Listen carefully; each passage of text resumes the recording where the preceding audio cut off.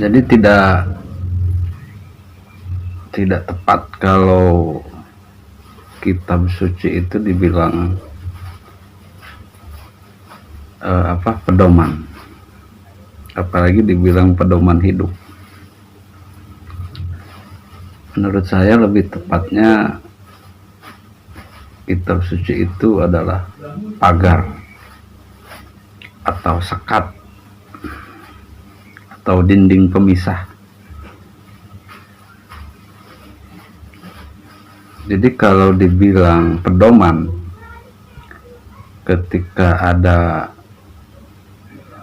yang mau kita pelajari, justru itu harus sudah adanya. Kenapa?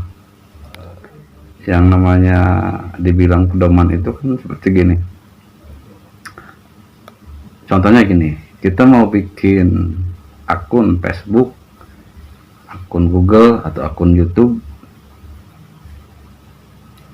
Kalau kita nggak bisa kan harus lihat dulu pedoman atau baca dulu pedoman. Sementara kan di kitab suci itu karena ditulis zaman dulu, ya nggak ada ilmu itu, nggak ada pedoman untuk itu. Jadi fungsi sebagai pedomannya itu tidak ada.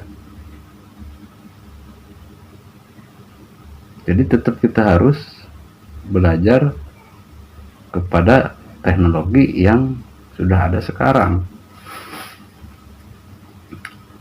Jadi pedoman itu, apalagi disebut pedoman hidup, itu semuanya harus sudah ada. Sedangkan penulisan kitab-kitab suci itu nggak ditambahin, terus nggak dirubah untuk ilmu yang ada di zaman sekarang. Kalau kitab suci itu sebagai pagar, penyekat, atau pemisah, mungkin masih bisa, ibaratnya masih logis. Jadi ini loh, zaman dulu seperti ini gitu. Tidak seperti zaman sekarang. Jadi ini loh, dulu mah teknologinya seperti ini, tidak seperti teknologi zaman sekarang. Jadi ada sekat, ada pemisah. Jadi kalau kita pedoman kepada kitab suci,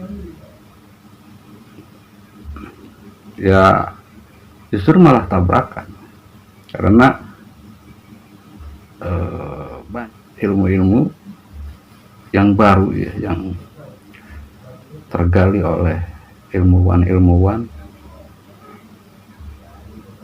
yang nggak ada di kitab suci.